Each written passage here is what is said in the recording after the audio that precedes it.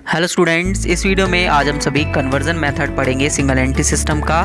Single entry system के conversion method में मैं आज आप सभी को कैलकुलेशन ऑफ मिसिंग फिगर्स को किस तरीके से हमें कैलकुलेट करना है उसको करना स्टार्ट करेंगे। तो चलिए स्टार्ट करते हैं इस वीडियो को। तो दोस्तों, जब हम मिसिंग फिगर्स की बात करते हैं तो आपको डेटर क्रेडिटर अकाउंट में से या bill receivable bill payable account में से सेल्स परचेज ये सब चीज़ें जो है निकालने के लिए आ जाती हैं कभी कभार। तो इनको हम देखते हैं कैसे निकालना है। तो सबसे पहले हम लोग जो है परफॉर्मा, एक तरीके से आप कह सकते हैं कि हम फॉर्मेट समझते हैं इन डेटर्स क्रेडिटर इन सभी का, ठीक है। तो सबसे पहले मैं आपको बताता हूँ कि आपको अगर कैश सेल्स, क्रेडिट सेल्स, ये सारी चीज़ें निकालनी हो तो कैसे निकालेंगे आप लोग, ठीक है। तो हमें जो है डेटर अकाउंट बनाना पड़ेगा। तो टोटल डेटर अकाउंट का फॉर्मेट मैं आपको समझा रहा हूँ। टोटल डेटर अकाउंट, तो आप सभी को पता है डेटर अकाउंट का ओपनिंग बैलेंस यहाँ पर आता है, टू बैलेंस BD। तो ओपनिंग बैलेंस भी निकालने के लिए कभी आ सकता है, ठीक है। ओपनिंग बैलेंस शॉर्ट में लिख दिया BAL। और क्लोजिंग बैलेंस आपका यहाँ पर बैलेंस CD के नाम से आता है। ये भी कभी कभार निकालने के लिए आपके पास आ सकता है, CL बैलेंस, क्लोजिंग बैलेंस, ठीक है। फिर इसके बाद अगर आपका डेटर जब बनता है, जब आपने कोई भी सेल कर दी हो, क्रेडिट्स में सेल कर दी हो, तो क्रेडिट अगर आपने सेल कर दी तो आपके पास यहाँ पर डेटर बढ़ जाएगा, तो डेबिट साइड आ जाएगी, ठीक है। फिर इसी तरीके से अगर आपने कोई भी पेमेंट जो है वो हो गई है, अगर पेमेंट कर दी है डेटर को, तो कैश में या बैंक में पेमेंट करने से डेटर की वैल्यू कम हो जाती है, तो वो क्रेडिट साइड आ जाएगा, ठीक है। एसेट वाला तरीका लगेगा। और अगर आपने कोई बिल बनाया, बिल रिसीवेबल आपने बनाया इनके ऊपर, तो भी इनकी वैल्यू क्या हो जाती है, कम हो जाती है, तो बिल रिसीवेबल भी क्रेडिट साइड आ जाएगा। और अगर आपके पास कोई सेल्स रिटर्न हो गई तो सेल्स रिटर्न करने से भी इनकी वैल्यू आपको कम करनी पड़ती है, ठीक है, यानी वापस हो गया माल। अगर आपने कोई अलाउंस या डिस्काउंट आपने दिया हुआ है तो उससे भी इसकी वैल्यू जो है, अलाउंस एंड डिस्काउंट से भी वैल्यू कम हो जाती है, ठीक है। और अगर आपने कोई बैलेंस ट्रांसफ़र कर दिया है क्रेडिटर में, क्रेडिटर और डेटर को आपस में एडजस्ट कर दिए हैं, तो वो भी यहाँ पर आ जाएगा, ट्रांसफ़र टू क्रेडिटर, ठीक है। बेसिकली बैलेंसिंग करना भी आप इन्हें कहते हैं। इसी तरीके से अगर आपको कोई बिल रिसीवेबल आपने जो लिखा था वो बिल रिसीवेबल अब दोबारा डिसऑनर हो गया, पर आपको दोबारा पेमेंट देनी पड़ रही है, तो डेटर बढ़ जाते हैं, ठीक है। तो बेसिकली ये डिसऑनर के वक्त में होगा, ठीक है, डिसऑनर्ड, ठीक है। और अगर आपने कोई कैश या मतलब कैश पे करना पड़ रहा है आपको, ठीक है, रिटर्न के बदले में, पेड फॉर सेल्स रिटर्न, ठीक है। तो ये आपके पास इस तरीके से आपको इनमें से कोई सा भी बैलेंस निकालने के लिए बोल सकता है। बेसिकली मैंने आपको अभी फॉर्मेट बनाकर बता दिया कि क्या क्या चीज़ें इसके अंदर आएंगी। इसी तरीके से हम लोग अब क्रेडिटर अकाउंट भी बनाएंगे। क्रेडिटर अकाउंट में क्या क्या चीज़ें जो हैं आपको दे रखी हैं, तो क्रेडिटर अकाउंट बना देते हैं, ठीक है। Total creditor account, total creditor account. तो क्रेडिटर आपकी एक तरीके से लायबिलिटी होती है, तो इनका बैलेंस BD यहाँ से स्टार्ट होता है, बेसिकली ओपनिंग बैलेंस, ठीक है। और क्लोजिंग बैलेंस यहाँ पर डेबिट साइड से होता है, टू बैलेंस CD आपके पास, ठीक है। नेक्स्ट अगर आप देखें तो जब भी क्रेडिटर बढ़ेंगे, तो अगर आपने क्रेडिट परचेज करी है तो आपके पास क्रेडिटर बढ़ जाएंगे, तो वो क्रेडिट साइड आएगी, क्रेडिट परचेज से। और अगर आपने क्रेडिटर को पेमेंट कर दी है डेबिट साइड, तो डेटर कम हो जाएंगे, कैश या बैंक के थ्रू आप कर सकते हैं पेमेंट इनको, तो ये डेबिट साइड चला जाएगा। और अगर आपने इनके नाम पर कोई बिल पेबल दे दिया है इन्होंने, ठीक है, तो वो आपको पे करना पड़ेगा, तो वो उससे भी डेटर की वैल्यू कम हो जाएगी। या आपके पास कोई परचेज़ रिटर्न आपने कर दी है, परचेज़ जो हुआ था, करा था आपने, वो आपने वापस कर दिया, तो भी डेटर की वैल्यू कम हो जाएगी, तो डेबिट साइड करेंगे आप। अगर कोई डिस्काउंट या आपको अलाउंस वगैरह देते हैं तो भी इनकी वैल्यू कम होगी, डेबिट साइड। अगर आपने कोई बैलेंस इनका ट्रांसफ़र किया है डेटर में, ट्रांसफ़र टू डेटर, तो भी इनकी वैल्यू कम हो जाएगी, ठीक है। तो ये आपके पास सारे बैलेंस हुआ। इसके बाद अगर बिल पेबल, यानी बिल जो था वो डिसऑनर हो गया, तो ये बिल पेबल दोबारा से आपकी लायबिलिटी को बढ़ा देगा, ठीक है। बिल पेबल डिसऑनर होते ही, ब्रैकेट में डिसऑनर्ड लिख देता हूँ, ठीक है। और अगर आपने कोई कैश वैश पे किया, मतलब मिला है, ठीक है, पेड फॉर परचेज रिटर्न, ठीक है, परचेज़ के रिटर्न के बदले में आपको मिला है, तो डेटर क्रेडिटर बढ़ जाएंगे, परचेज रिटर्न ये कटा हुआ है, ये इसमें से कुछ भी आपसे ये पूछ सकता है।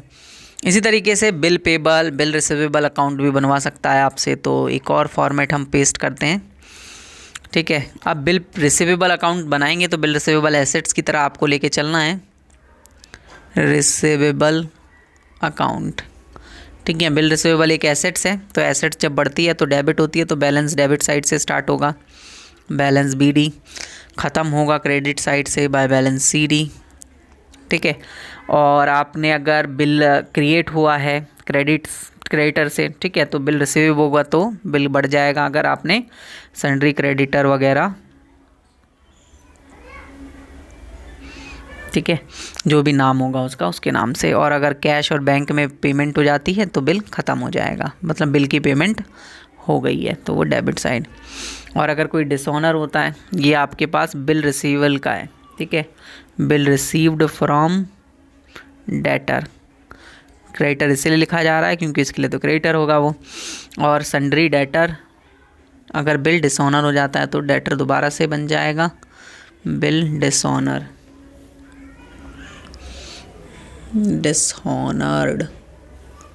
ठीक है। तो ये आपके पास इसका बैलेंस हो गया।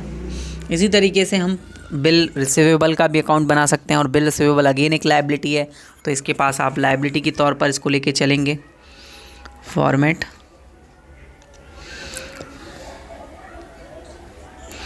Bill receivable, bill payable, sorry दोस्तों, बिल पेबल, और लायबिलिटी है तो बैलेंस यहाँ से स्टार्ट होगा बाय बैलेंस BD, ख़त्म होगा यहाँ पर टू बैलेंस BD और CD। और अगर कोई भी क्रेडिट मतलब बिल एक्सेप्ट किया जाता है तो बिल पेबल बढ़ जाएगा बाय सन्ड्री क्रेडिटर्स, क्रेडिटर बढ़ जाएगा आपका, है ना, ठीक है। क्रेडिटर आपका बढ़ेगा तो यहाँ आप दिखा देंगे ये क्या हो गया, बिल एक्सेप्ट करने पर कि हम बिल से पेमेंट करेंगे। और अगर बिल डिसऑनर हो जाता है तो डेटर बन जाएगा, डेटर बिल डिसऑनर्ड,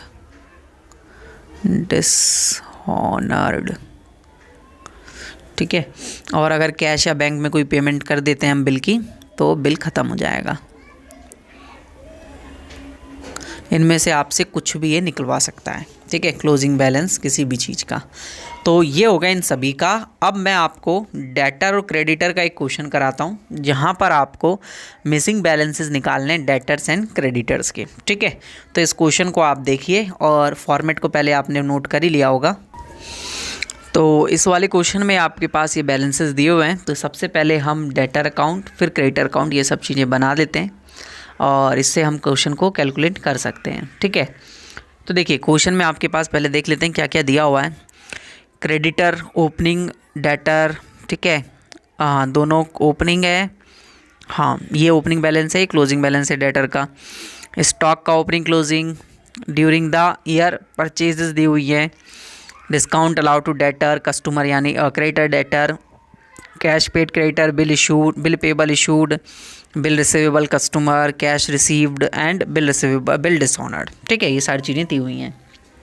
अब सबसे पहले अगर आप मिसिंग फ्रीक्वेंसी निकालना चाहते हैं तो उसके लिए आपको पता होना चाहिए टोटल सेल्स कितनी है आपकी, ठीक है। तो देखिए इसके लिए हमें कुछ करना पड़ेगा चीज़ों को, तब जाके हमारे पास वो निकल के आएगा कि कितना परसेंट सेल पर है, कितना परसेंट उस पर है, उससे हमें पता चलेगा। तो यहाँ पर एक लाइन मिसिंग है, वो उसको मैं लिख देता हूँ। The rate of gross profit, मैं क्वेश्चन में यहाँ पर लिखना भूल गया था इसे, gross profit is 25% on selling of the total sales ₹35,000, ठीक है, वेयर फॉर कैश, ठीक है, फॉर कैश इतनी की सेल हुई है। अब इसके बाद आपको जो है सबसे पहले क्रेडिट सेल निकालना पड़ेगा। तो आप पहले कॉस्ट ऑफ गुड्स सोल्ड निकाल लीजिए। तो कॉस्ट ऑफ गुड्स सोल्ड क्यों निकालना पड़ेगा, ज़रूरत है क्योंकि हमें पता चलना चाहिए क्रेडिट कितनी है, कैश सेल कितनी है। तो हम पहले टोटल सेल ही निकालते हैं। तो टोटल सेल तो नहीं निकाल पा रहा हूँ मैं, इसलिए मैं कॉस्ट ऑफ गुड्स सोल्ड निकालूंगा। तो कॉस्ट ऑफ गुड्स सोल्ड के लिए आपको पता होगा फॉर्मूला होता है COGS equals to opening stock, आपका ओपनिंग स्टॉक कितना है, ठीक है। इसमें आप प्लस करते हैं परचेजेस जो आपने इस साल करी हैं, माइनस करते हैं अगर कोई परचेज रिटर्न है तो, और माइनस करते हैं आपका क्लोजिंग स्टॉक, और प्लस करते हैं आप कोई भी डायरेक्ट एक्सपेंसेस अगर आपने किए हुए हैं तो ओपनिंग स्टॉक यहाँ पर दिया हुआ है क्वेश्चन में। ओपनिंग स्टॉक ये 2019 वाला है, 50,000 और 40 क्लोजिंग है, और परचेज़ है 1,40,000 की, और रिटर्न वगैरह नहीं दे रखा है। 50 प्लस 40 प्लस 1,40,000, ठीक है, माइनस रिटर्न नहीं है, क्लोजिंग स्टॉक है 40,000 और डायरेक्ट एक्सपेंसेस नहीं दिए हुए क्वेश्चन में। तो और आपके पास ये हो गया एक 90 माइनस 40 यानी 1.5 लाख रुपए का COGS आ गया। अब रेट ऑफ प्रॉफिट है 25% ऑन सेलिंग।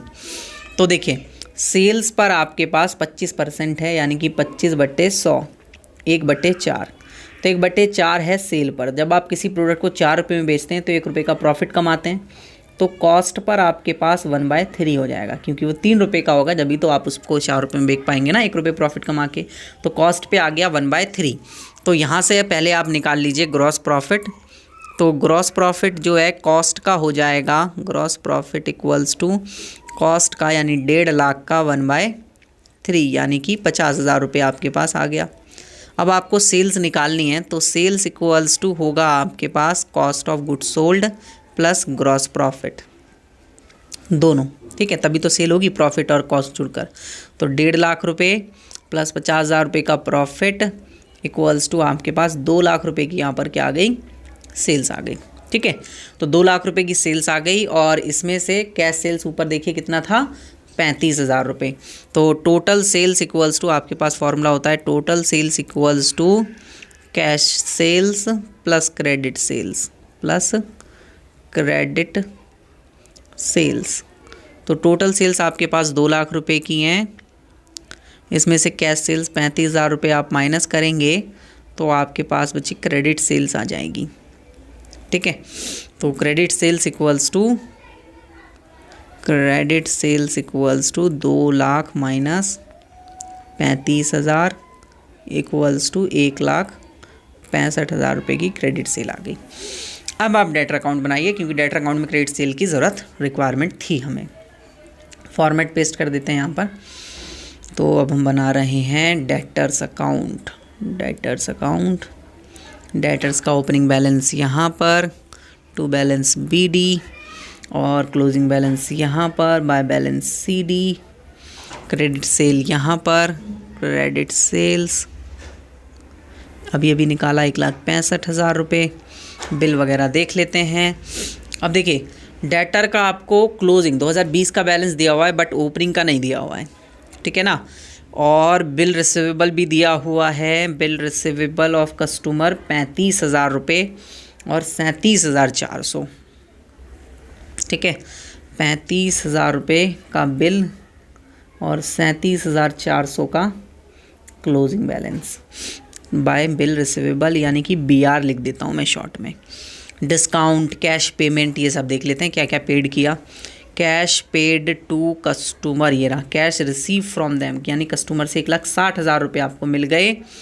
डिस्काउंट दिया आपने कितने का, 1,000 रुपये का, नहीं हाँ 1,000 रुपये का दोस्तों, ठीक है ना।